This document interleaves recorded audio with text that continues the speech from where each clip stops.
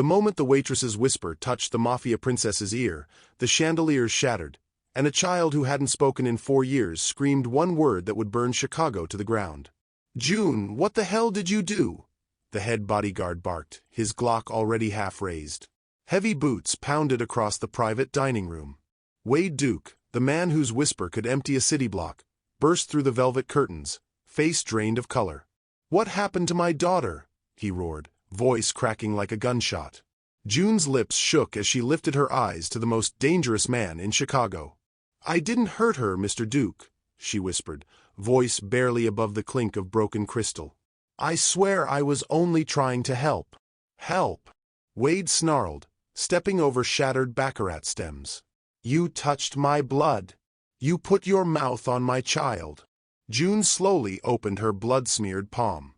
Inside lay the locket, 3 family crests engraved, a single drop of crimson rolling across the silver. Everyone in the room took an instinctive step back, crosses and guns rising at the same time.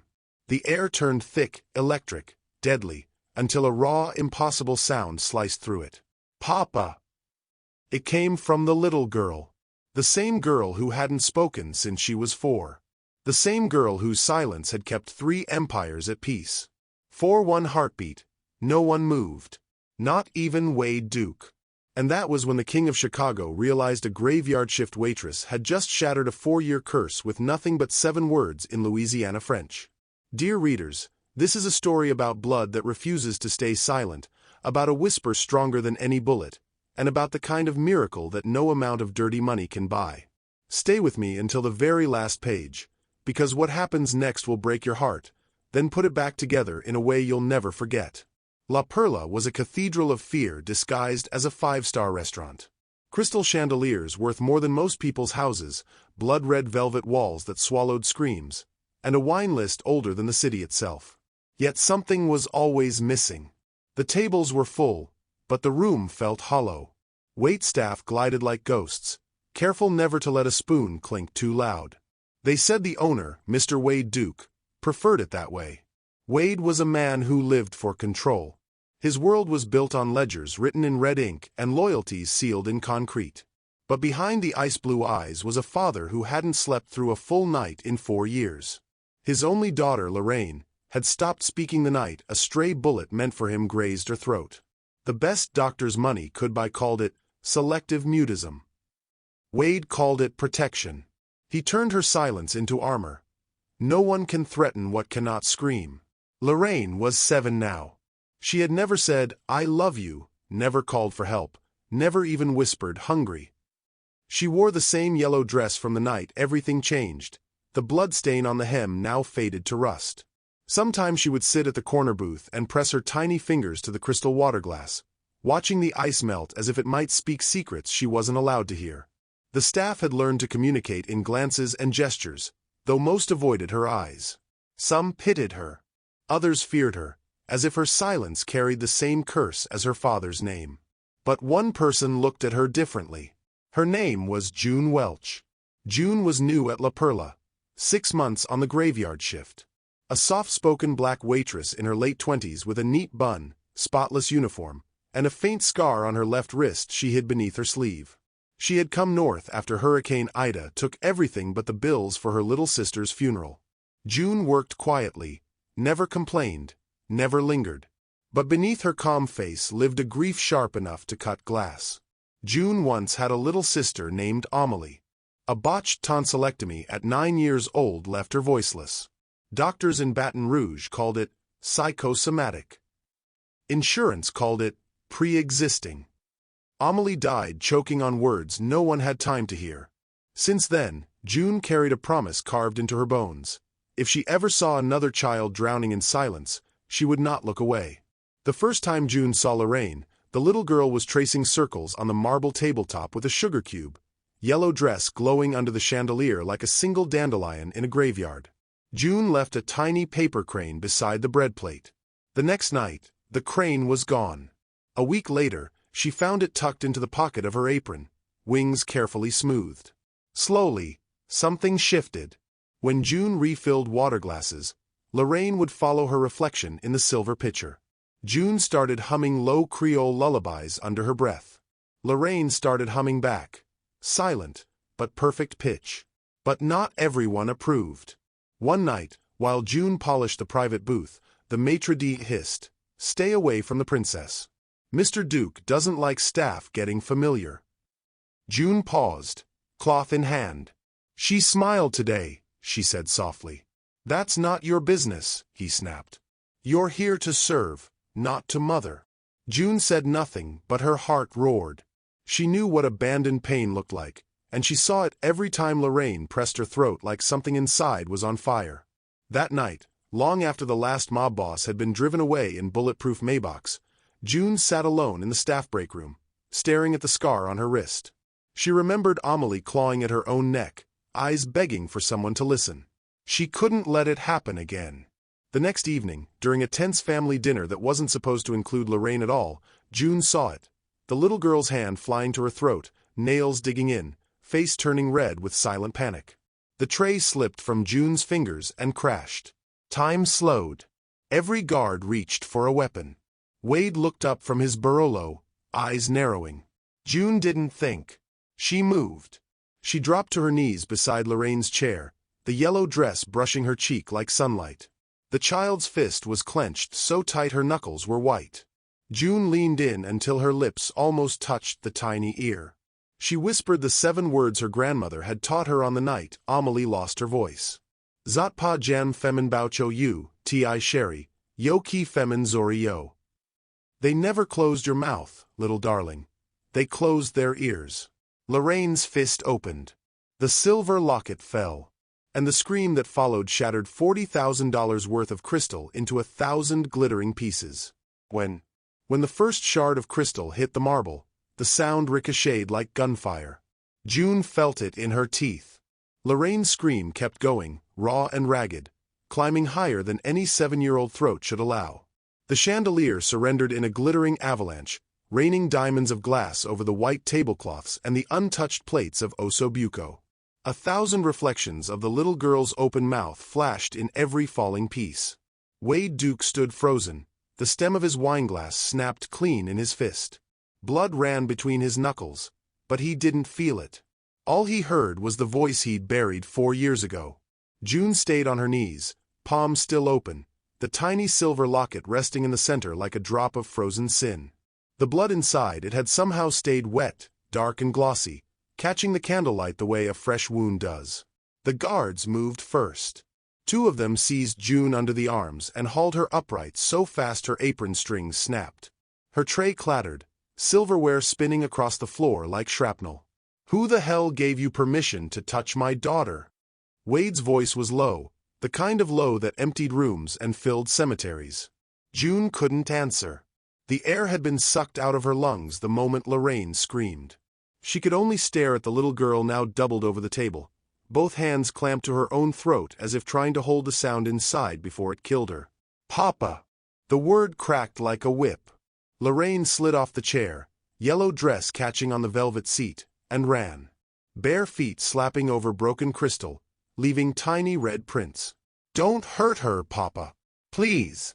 She threw herself at June's legs, wrapping both arms around them so tightly the guards nearly lifted them both off the ground. Lorraine's face was streaked with tears and terror and something fiercer, relief so violent it looked like pain. Wade took 1 step forward. The room shrank around him. "Let her go," he said to the guards. They hesitated. No one released June Welch without a direct kill order or a direct pardon, and Wade Duke hadn't decided which this was. Lorraine's voice came again, smaller now, hoarse from 4 years of disuse. "She gave me my words back." The sentence hung in the air like smoke. June felt the guard's grip loosen a fraction. Enough for her knees to buckle. Enough for her to sink until she was eye level with Lorraine. The child's breath smelled like warm milk and copper. "Tea sherry," June whispered, barely audible. "You breathe slow, okay? In through the nose, out through the mouth. Like we practiced with the paper cranes." Lorraine nodded, hiccuping, and copied her. Oh. Wade watched them the way a man watches a lit fuse travel toward dynamite. Then he saw the locket. It had rolled to a stop against the toe of his handmade Italian loafer. He bent, slow, and picked it up between two fingers the way you'd pick up a dead rat. The silver was warm. Too warm. He turned it over. 3 crests. Moretti. Rossi. O'Malley. His blood roared louder than the scream had. "Get her out of my sight," he said, voice flat. "Wine cellar. Now." The guards dragged June backward. Her heels carved twin trails through the crystal dust. Lorraine tried to follow, but Wade caught her with one arm, pressing her face to his chest so she wouldn't see. "No, Papa!"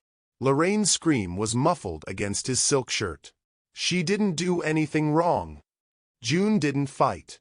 She let them pull her through the swinging kitchen doors, past the stunned chef's frozen mid-chop, past the walk-in fridge where sides of beef hung like sleeping giants. The wine cellar door loomed at the end of the corridor. Solid oak, iron bolts, temperature locked at 55 degrees. A place men entered and never left upright. They shoved her inside. The door slammed. The lock clicked like a coffin lid. Darkness swallowed her whole. June slid down the racks of screamingly expensive Bordeaux until her back hit the cold floor.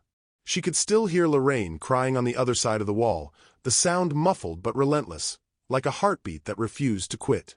She closed her eyes and was 9 years old again. Baton Rouge, 2017. The shotgun house on Spain Street sagged under hurricane sky. The power was out for the 3rd week. Amelie lay on the couch, throat swollen shut from the surgery the charity clinic botched. 9 years old and drowning in her own bed. June knelt beside her the same way she'd just knelt beside Lorraine. "Meme," June had begged, "she can't breathe." Her grandmother, ancient and rail-thin, had pressed a cracked hand to Amelie's forehead. The old woman smelled of chicory coffee and candle smoke. "They closed her throat with lies," Meme said in Creole, voice steady as river stone. "Rich folks always do.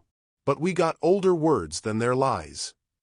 She leaned over Amelie and whispered the lullaby that had survived slave ships and sugarcane fields and every flood Louisiana threw at it. "Zot pa jam femin baucho you, ti sherry, yo ki femin zori yo." Over and over, soft as moth wings. Amelie's eyes had locked on June's. For one moment, the swelling seemed to ease. Her lips moved. June swore she heard the ghost of her name. Then the ambulance that never came past by the window, lights flashing red on the wet street, and kept going. Amelie died before dawn. June came back to the wine cellar with the taste of that night still in her mouth. She touched the scar on her wrist, thin white line from the night she tried to pry her sister's jaw open with her own fingers. She had whispered those same 7 words tonight without thinking. Muscle memory. Blood memory. And Lorraine had answered.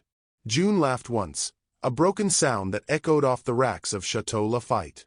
The curse was real. The lullaby was realer. Upstairs, Wade Duke stood in the wreckage of his dining room holding the locket like it was a live grenade. Lorraine had cried herself hoarse and now clung to his leg, silent again but shaking. He flipped the locket open with his thumbnail.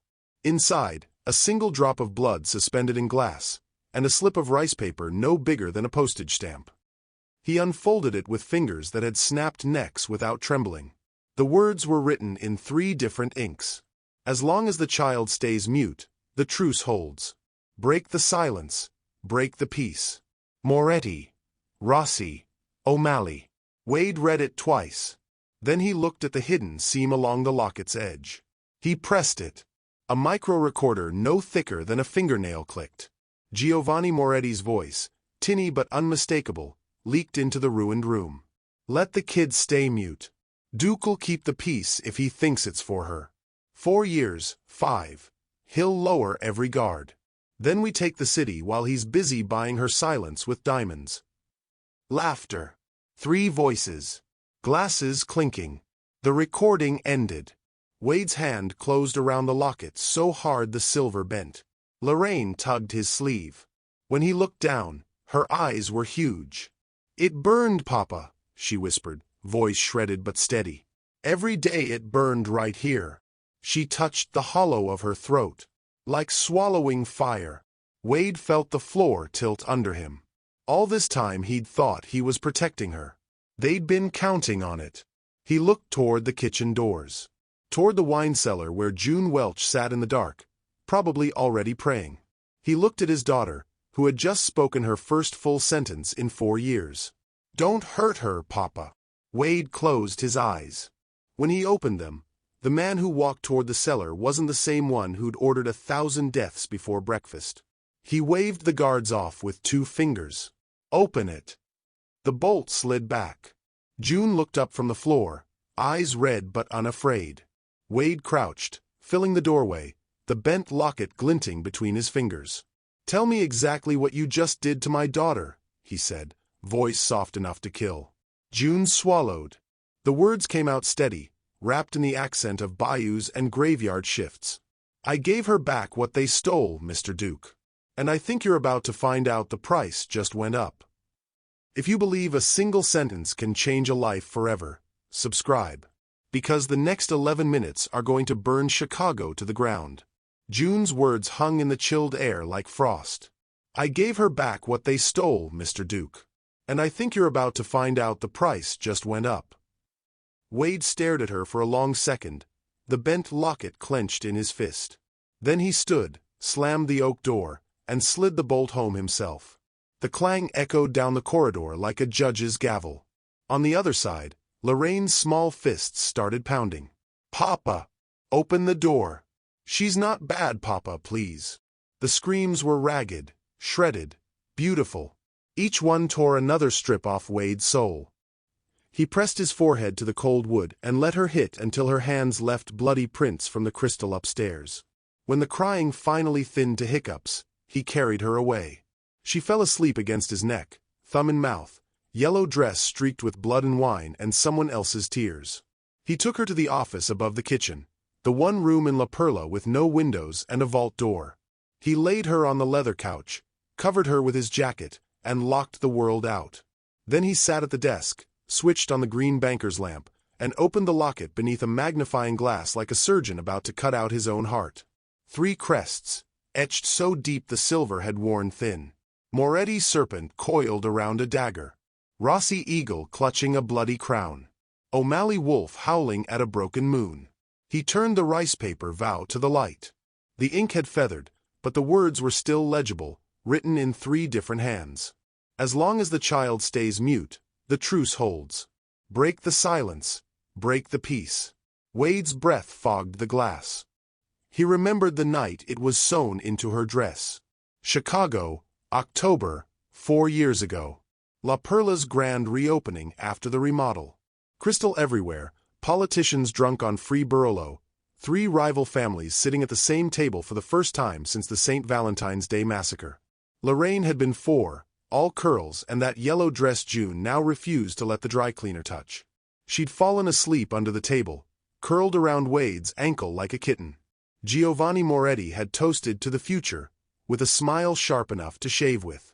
Patrick O'Malley had slipped a velvet box across the table. Inside, the locket. "Insurance," he'd said. "So nobody gets ideas." Wade had laughed, because laughing was easier than starting a war that would drown the city in blood. He'd let the tailor come the next morning, a little Italian woman with shaking hands who swore she was only shortening the hem. He'd never checked the stitching. He pried the locket's back plate with the tip of a letter opener. A hair-thin recorder slid out, no bigger than a fingernail. He pressed play. Giovanni Moretti's voice, oily and close, filled the office. "Let the kid stay mute. Duke'll keep the peace if he thinks it's for her. 4 years, 5. He'll lower every guard. Then we take the city while he's busy buying her silence with diamonds." Patrick O'Malley's laugh, wet with whiskey. "And if the little princess ever talks? We send every soldier from here to Milwaukee. Burn it all down on the same night." Vincenzo Rossi's calm baritone sealed it. The locket records the scream. Proof the truce is dead. Proof Duke dies next. Click. End of file. Wade played it again. And again. Each time the laughter carved deeper. He looked at the couch. Lorraine had kicked off the jacket in her sleep. One small foot stuck out, toes crusted with dried blood from the crystal upstairs. Her lips moved, dreaming words she finally could. He crossed the room, knelt, and brushed the curls from her forehead. "Tell Papa," he whispered. Tell me what it felt like. Lorraine's eyes fluttered open. Confused, raw, ancient. It burned, Papa, she croaked. Every day it burned right here. She pressed 2 fingers to the hollow of her throat, like swallowing fire ants. When I tried to talk, it got hotter. So I stopped trying. Wade's hand shook against her skin. They told me it was trauma, he said. Shell shock. Best doctors in the country. I flew you to Switzerland, to Tokyo. I paid for silence like it was oxygen. Lorraine's new voice cracked again, but she pushed through. I wanted to scream when you left for work. I wanted to say, don't go. But the fire crawled up and choked me. So I drew you pictures instead. She reached under the couch cushion and pulled out a folded sheet of construction paper. Dozens of them, hidden there over the years. Stick figure Wade in a black suit, always with a red tie, always waving goodbye. Tiny Lorraine in yellow, mouth scratched out with angry black crayon. Wade's knees hit the carpet. He had built an empire on fear. He had never been more terrified than right now.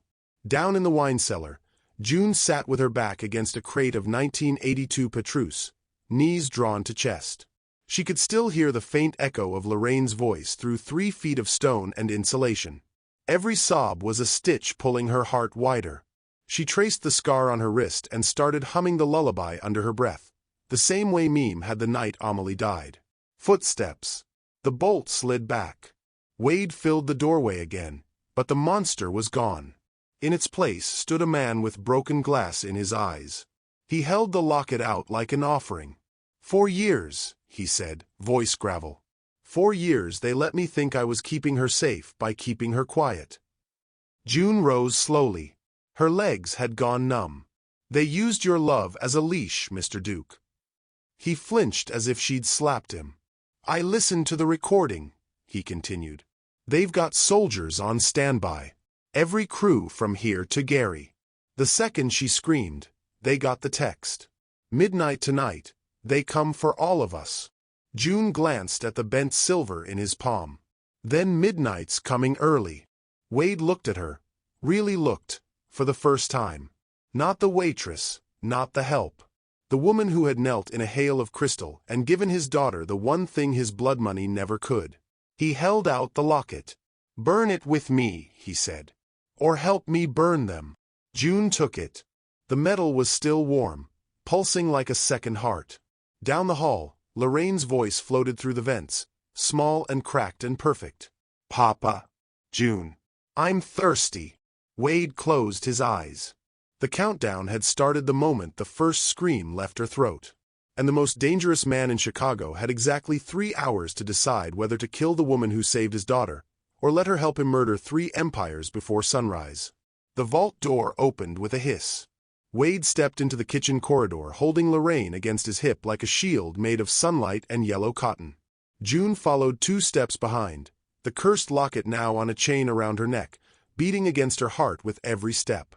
Every phone in the building started buzzing at once. Wade's burner vibrated against his ribs. He pulled it out. Single message. No sender. Kill the Duke tonight. Truce is dead. The princess spoke. The same text flashed on every lieutenant's screen. From the dishwashers to the valet to the sniper on the roof. 300 phones lighting up like Judgment Day. The kitchen exploded into chaos. Marco, Wade's second since they were 17, stormed in, face purple. Boss, the Moretti crew just rolled past the front gate. Rossi's are blocking both bridges. O'Malley's cut the power grid 2 blocks out. They're coming heavy. He jerked his chin toward June. She broke the vow. We put her down now. Maybe we buy 12 hours to negotiate. No! Lorraine's scream cracked across the stainless steel. She slid from Wade's arms and ran to June, wrapping both arms around her thighs so tight the fabric bunched. She's the only one who ever listened to me.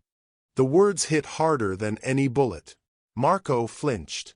Every man in the room did. Wade looked at the faces that had followed him into hell for 20 years.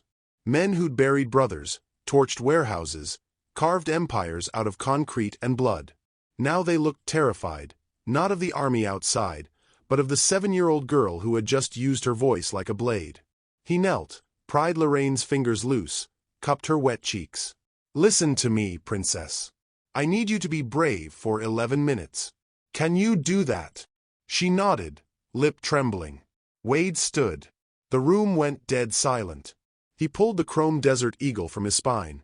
Custom engraved, pearl grips, the gun that had ended more lives than most men had birthdays, and pressed it into June's shaking hands. "You gave her a voice," he said, voice low enough only she could hear.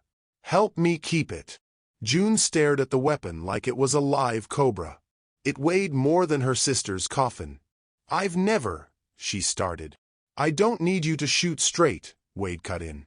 "I need them to see you holding it." He unbuttoned his shirt, shrugged out of the Kevlar vest underneath, and buckled it around June's torso himself. The Velcro ripped loud in the silence. The vest hung loose over her waitress uniform, black polyester peeking out beneath tactical black. Marco started forward. "Boss." Wade's stare shut him up colder than a blade to the throat. He took June's free hand, led her through the swinging doors into the main dining room. The ruined chandelier still dripped crystal tears onto the marble.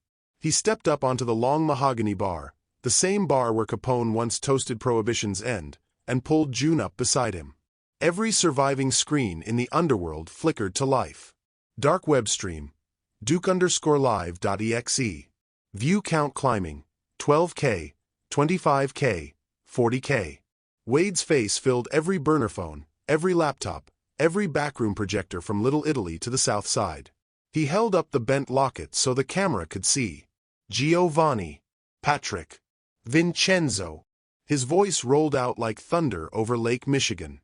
"You wanted proof the truce was dead? Here it is." He pressed play on the micro recorder. Moretti's laughter spilled into every speaker in Chicago. "Let the kid stay mute.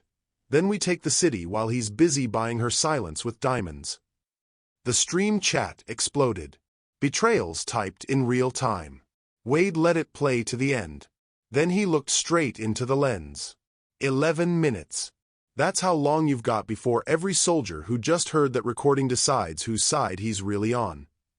He turned to June. She stood trembling in the oversized vest, Desert Eagle clutched in both hands, locket swinging between them like a pendulum. Wade leaned close, lips brushing her ear. "Tell them what you told my daughter." June's throat worked. She raised the gun, barrel shaking, and spoke into the void. "They told her she had no voice." Her accent thickened with every word, Baton Rouge rising like floodwater. "They told me the same thing when my sister died, choking on silence they refused to hear. Tonight, Chicago listens." She cocked the hammer. The metallic click echoed across the stream. 11 minutes, she repeated. "Come take this gun from me if you think her voice is still yours to steal." Wade took the phone from Marco, flipped the camera to selfie mode, and wrapped his arm around June's shoulders like they'd been soldiers together for decades. Behind them, Lorraine climbed onto a bar stool, yellow dress glowing under the emergency lights. She raised both tiny fists. "My name is Lorraine Duke," she shouted, voice raw but unbroken. "And I'm not afraid of you anymore." The chat froze. Then the messages flipped. "Traitors. Burn Moretti. Rossi Lieutenant switching sides. Address incoming. O'Malley sniper on roof just took out his own captain. Wade killed the feed." Silence crashed over the dining room. Marco stared at his phone like it had grown teeth. "Boss. Half the city just turned." Wade looked at the grandfather clock in the corner, hand-carved, older than the mob itself. 11:49 p.m. He took the Desert Eagle from June's grip, kissed the top of Lorraine's curls, and smiled for the first time in 4 years. It wasn't a nice smile.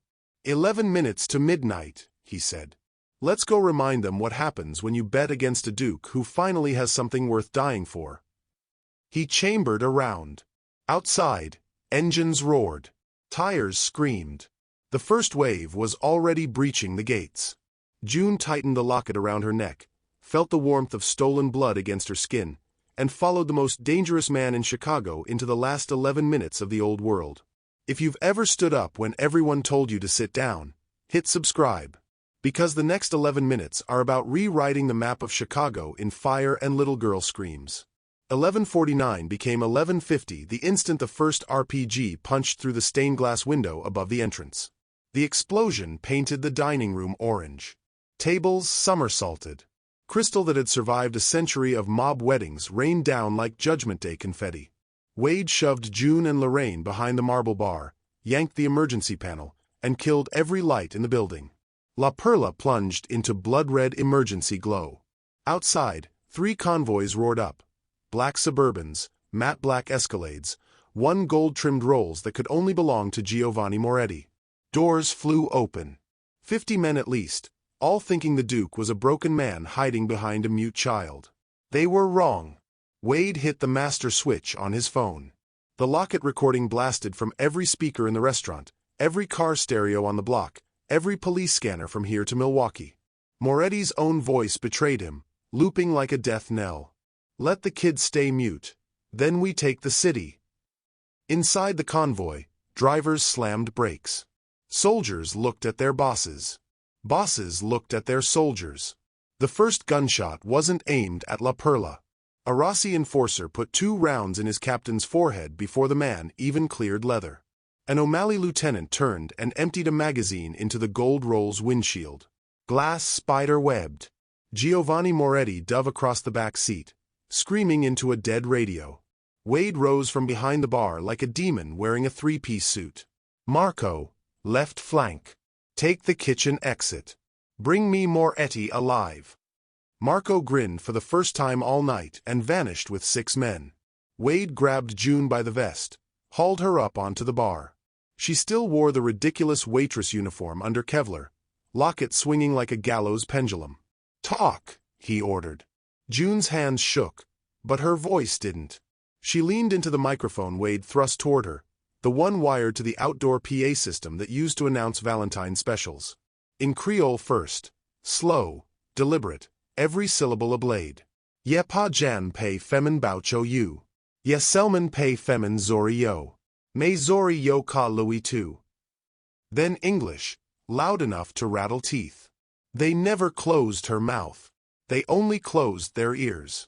But ears can open too, and tonight they're gonna bleed. Below the bar, Lorraine curled into a ball, yellow dress pulled over her head, hands clamped to her ears. The gunfire was a physical thing now. Booming, crashing, too loud for a throat that had only known silence. June saw her, reached down, and pulled the child up into her lap without missing a beat. Tell them T.I. Sherry, she whispered. Tell them what silence cost you. Lorraine lifted her head. Tears carved clean lines through the soot on her cheeks. She leaned toward the mic, voice small, raw, unstoppable. My name is Lorraine Duke, she screamed, and you made me swallow fire for 4 years. The PA system crackled and carried her words across 3 city blocks. Something shifted in the air. You could feel it in the marrow, loyalty snapping like dry bones. The massacre lasted 11 minutes. Minute 1, Marco's team poured out the service door, caught the Rossi flank in a crossfire. Bodies dropped before they cleared the alley. Minute 3, O'Malley's own driver rammed the gate, tires squealing, and opened the sunroof to spray his former crew with an AR-15 he'd been saving for this exact betrayal. Minute 5, Wade walked straight down the center aisle, untouched, suit jacket flapping like a cape. Every bullet meant for him found someone else. He didn't fire once. He didn't need to. Minute 7, Giovanni Moretti stumbled through the front door, tie askew, blood pouring from his scalp where his own bodyguard had pistol-whipped him into submission. He fell to his knees in the wreckage of crystal and bodies, hands up. Wade, please, we can renegotiate. Wade grabbed him by the throat, lifted him clean off the ground, and slammed him onto the grand piano that had survived 3 wars and 1 Sinatra concert. You silenced my daughter, Wade said, voice calm enough to freeze hell. Now listen to her scream. He waved a hand. June lifted Lorraine so the child stood on the bar, tiny yellow dress glowing like a flare in the dark. Lorraine looked down at the man who'd stolen her voice and opened her mouth. The scream that came out wasn't rage. It was grief. 4 years of bedtime stories never told, of I love you never spoken, of every birthday candle blown out in silence. It went on, climbing octaves no child should reach, until the last intact wineglass in the building exploded. Moretti sobbed. Actually sobbed. Wade pressed the Desert Eagle to his forehead. "Any last words, Giovanni?" The old man looked up at Lorraine, eyes shattered. "I'm sorry," he whispered. Lorraine stopped screaming. She leaned over the bar, voice hoarse but steady. "Sorry doesn't give me my words back," she said. "But tonight you're gonna hear every single one I never got to say." Wade smiled, then pulled the trigger. The gunshot was the period at the end of an empire. 11:59. Silence fell so complete you could hear the blood dripping from the ceiling. 53 bodies cooled on white marble that would never be white again. Wade turned to find June holding Lorraine tight, both of them trembling, both of them alive. He climbed onto the bar, sat beside them, and for the first time in 20 years let himself breathe. Outside, sirens wailed closer. Too late, always too late. Inside La Perla, the only sound was a little girl crying into a waitress's shoulder, and a king realizing the war was over. And that the real fight, learning how to live in a world where his daughter could speak, was just beginning. Midnight struck. Chicago belonged to a 7-year-old girl in a yellow dress and the woman who taught her that some curses break the second someone finally listens. Midnight struck. The last echo of the gunshot rolled away like thunder over the lake, and the world went still. 47 bodies lay twisted across white marble turned red. The chandelier's skeleton dangled by a single wire, swaying, dripping. Blood pooled in the grooves of the parquet, finding every crack like it had been waiting years to come home. Wade knelt in the middle of it all, knees soaked, arms wrapped around Lorraine so tight her curls were damp with his tears. She was shaking, thumb in mouth, yellow dress now the color of dried roses. The scream had taken everything. She was empty and full at the same time. June stood over them, Desert Eagle hanging loose in her hand, barrel smoking. Her vest was shredded, cheek bleeding where flying crystal had kissed her. She looked like an avenging saint who just remembered she was still human. Wade's shoulder wept crimson through his torn shirt, shrapnel from the piano lid. He hadn't felt it until now. June dropped the gun, climbed down from the bar, and knelt beside him. "Hold still," she said, voice hoarse from shouting judgment across 3 city blocks. She ripped open a first aid kit someone had dragged from the office, found fishing line and a curved needle meant for lobster tails. Her hands were steady again. They had to be. Wade didn't flinch as she stitched. 10 pulls, knot, cut. The thread was black against his skin, ugly and perfect. Lorraine watched with huge eyes, then reached out and laid her tiny palm over the wound like she could heal it with touch alone. June tied the last knot, sat back on her heels, and finally let herself cry. Quiet, shoulders shaking, the kind of crying that doesn't make noise because it's been saving itself for years. Wade looked at the ruin of his kingdom and laughed once, broken. "I need fire," he said. June understood. She found a silver chafing dish under the wreckage of table 12, filled it with 190 proof grain alcohol from the bar, and set it on the piano bench. Wade pulled the locket from June's neck, chain snapping like a bone, and dropped it in. He struck a match. The flames caught green, unnatural, curling up like witch fire. The silver melted first, then the blood, then the rice paper vow curled black and vanished. A smell like burnt sugar and old graves filled the room. The 3 crests bubbled and sank. When the last green tongue died, Wade cupped the dish in both hands and poured the molten remains across the marble. It hissed, hardened into a twisted scar no one would ever pry loose. Only then did he exhale. Lorraine tugged his sleeve. "Papa," she whispered, voice shredded but brave, "I want to sing June's song now. The one that made the fire go away." Wade's throat worked. He nodded. June helped Lorraine stand on the bar again. The child's bare feet left bloody prints on the mahogany. She closed her eyes, opened her mouth, and let the lullaby out into the wreckage. Zat pa jam femin baucho you, ti sherry, yo ki femin zori yo. Raw, cracked, off-key in places, but every note was a year she'd swallowed. The sound floated over the bodies, over the broken crystal, over the green-stained marble, and settled into the walls like it had always belonged there. June sang harmony underneath, eyes shining. Her grandmother's voice layered on top of a 7-year-old's, centuries of stolen voices rising together. When the last note faded, the silence that followed wasn't empty. It was listening. Wade stood, swaying, and pulled a leather folio from the office safe that somehow still worked. Inside, the original deed to La Perla, signed in 1926 by a bootlegger with dreams bigger than his lifespan. He took a fountain pen, scrawled across the bottom in blood-flecked ink. Property of June Welch. For the children who still have screams left to give. He pressed the deed into June's stained hands. "I built my kingdom on fear," he said, voice rough as the fishing line in his shoulder. "You built hers on love. Take it. Make it a place where no kid ever loses their voice again." June stared at the paper, then at him, then at Lorraine, who had climbed into her arms and fallen asleep mid-breath, thumb back in mouth. Outside, red and blue lights painted the windows. Sirens howled closer. The city was coming to clean up the mess. Wade looked around one last time, at the empire he'd ended with his own hands, and felt something lighter than freedom.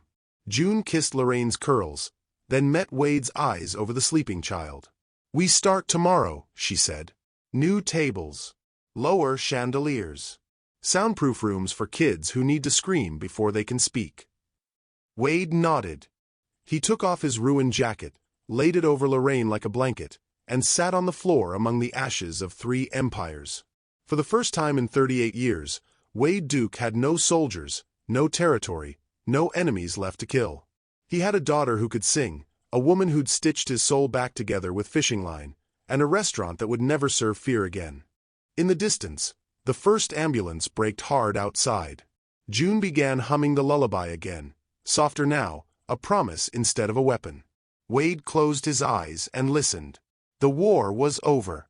The healing was just beginning. Subscribe if redemption earned in blood still counts as grace. 6 months later, the scent of chicory and gumbo drifted through La Perla the way gunsmoke once did. The bullet holes had been patched with gold leaf, kintsugi style, so every scar caught the light like a promise. The chandeliers were gone, replaced by soft paper lanterns painted by children who now had names for every color. Downstairs, the old wine cellar was a speech therapy room with beanbags and a mural of a little girl in yellow breaking chains with her mouth open wide. Upstairs, the private dining room had become a dormitory where kids who'd seen too much slept under quilts stitched from their parents' old workshirts. La Perla was no longer neutral ground. It was holy ground.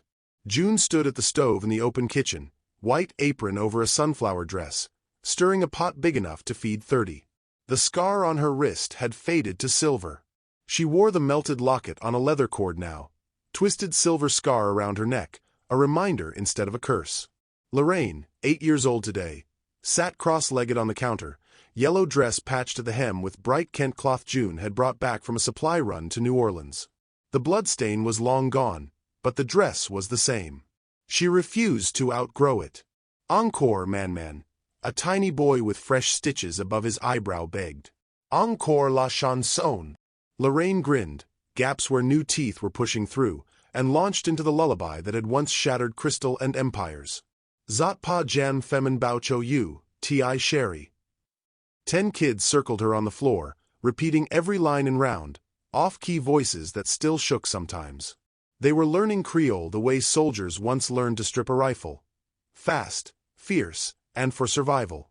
Because some nights the nightmares came back louder than gunfire, and the only way to fight them was to sing louder. June tasted the gumbo, added a pinch more cayenne, and felt her eyes sting, not from the pepper.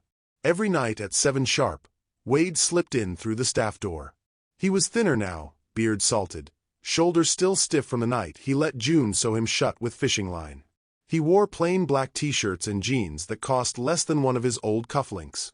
The city still whispered his name like a ghost story, but here he was just Mr. Wade, the quiet man who fixed leaky faucets and carried 50-pound sacks of rice without being asked. He took the corner booth, the same one where Lorraine used to hide drawings under the cushion, and sat with a cup of coffee he never finished. Just listened. Tonight the kids were practicing introductions. "My name is Luis and I like turtles." "My name is Aisha and I can say the whole alphabet backward." My name is Lorraine Duke, and this is my man, June, and she makes the best gumbo in the whole world." The room went still. June's spoon clattered into the pot. Lorraine slid off the counter, walked straight to her, and wrapped both arms around June's waist. "I said it right, didn't I?" she whispered, suddenly shy. Man. June's knees buckled. She sank to the tile, gumbo splashing over the rim, and pulled Lorraine into her lap like she weighed nothing. "Yeah, T.I. Sherry," she choked out. "You said it perfect." The kids cheered. Someone started clapping. Someone else started crying. Pretty soon the whole kitchen was a mess of hugs and spilled roux and 8-year-olds who finally understood that some words were stronger than bullets. Wade watched from the booth, eyes shining suspiciously. He raised his coffee cup in a silent toast. Later, when the pots were scrubbed and the kids tucked into bunks upstairs, June found him on the back steps smoking a cigarette he didn't really want. She sat beside him, shoulder to shoulder, the way soldiers do after a war no one else will ever understand. "Place is running low on rice," he said. "I know. Got a truck coming tomorrow. My old routes. Clean now. I know." He took a drag, blew smoke at the stars. "She called you man." June laughed through the tears she hadn't bothered to wipe away. "She's been practicing for weeks. Wanted it to be a surprise." Wade nodded, flicked the cigarette into the alley. "Never thought I'd live to hear her call anybody that."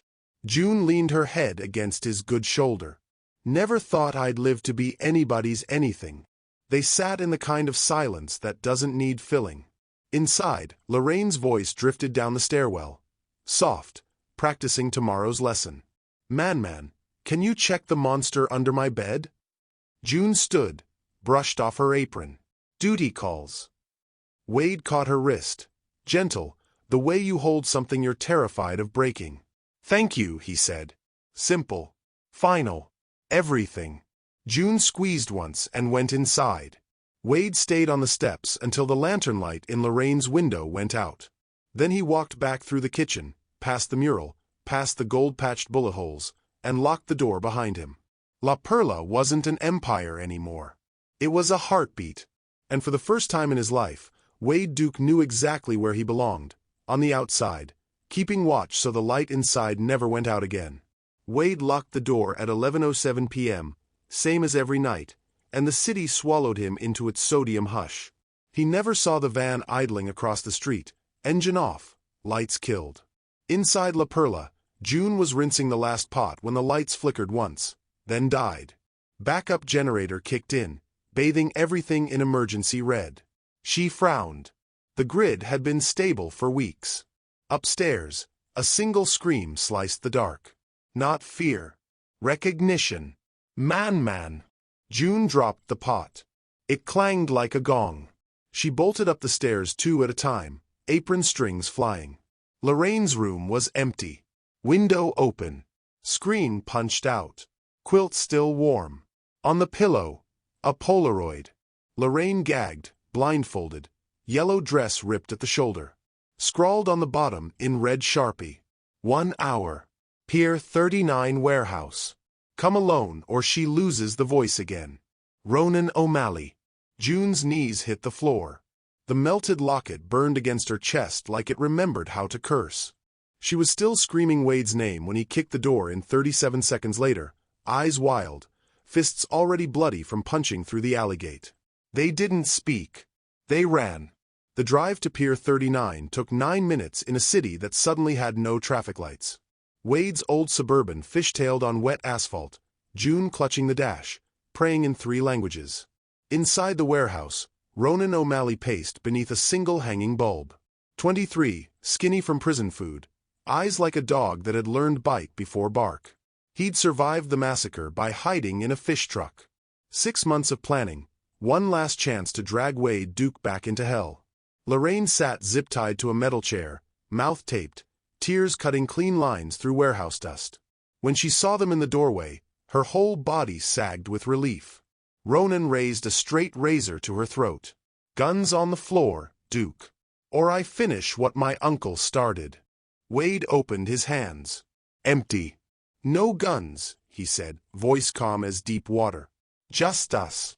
Ronan laughed, high and cracked. Always the hero now, huh? Saint Wade of the fucking orphanage. Drop the act. I want the routes, the books, the... Lorraine ripped the tape off herself with a sound like tearing paper.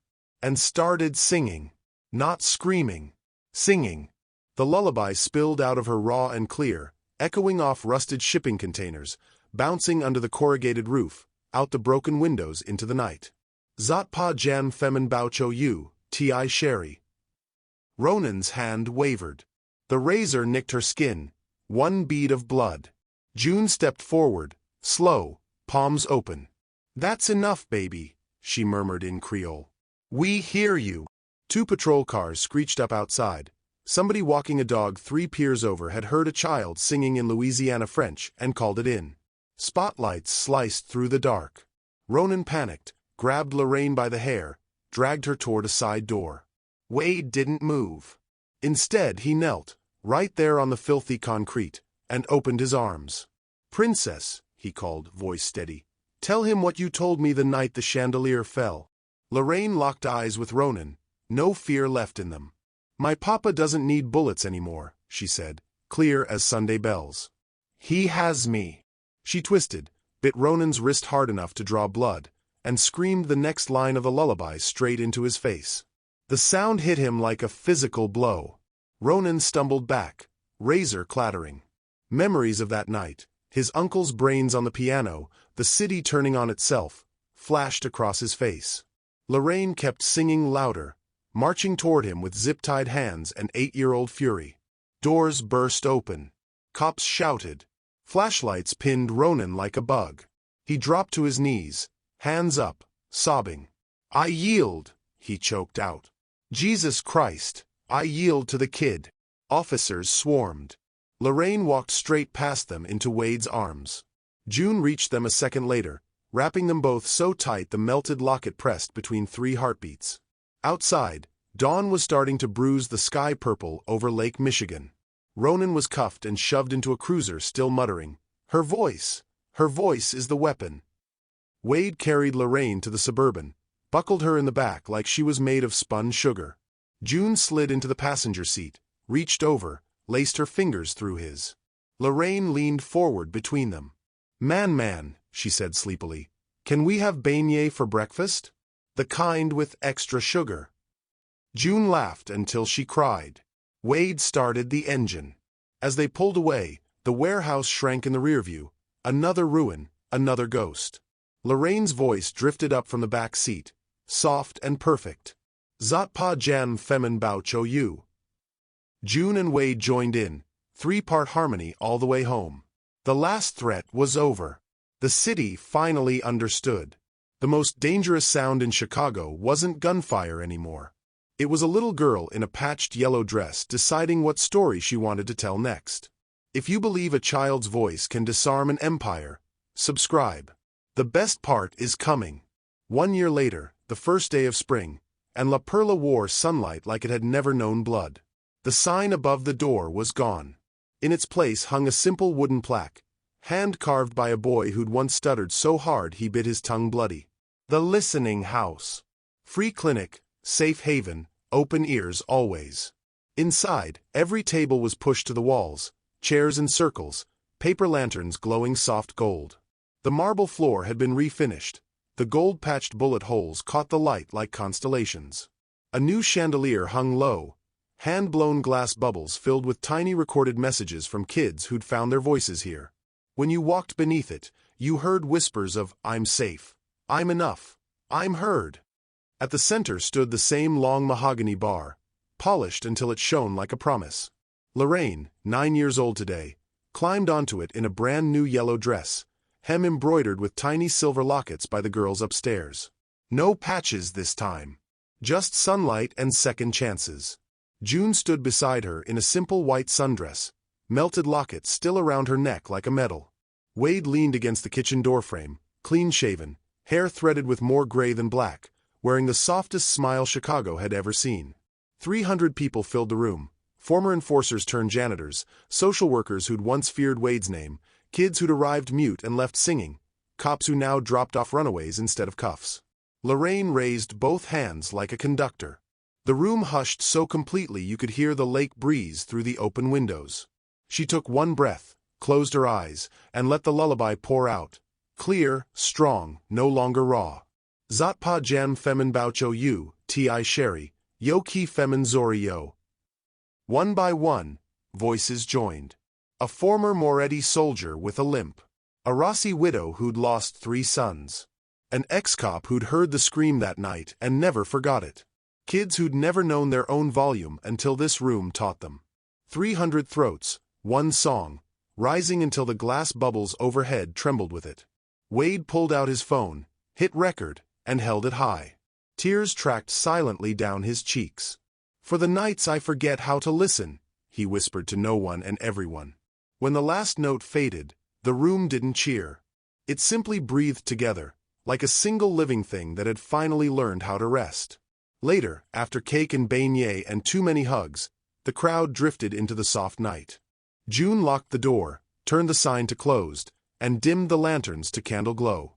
Lorraine was already asleep on the corner booth, curled under Wade's old jacket, thumb in mouth, new yellow dress fanned around her like a sunflower.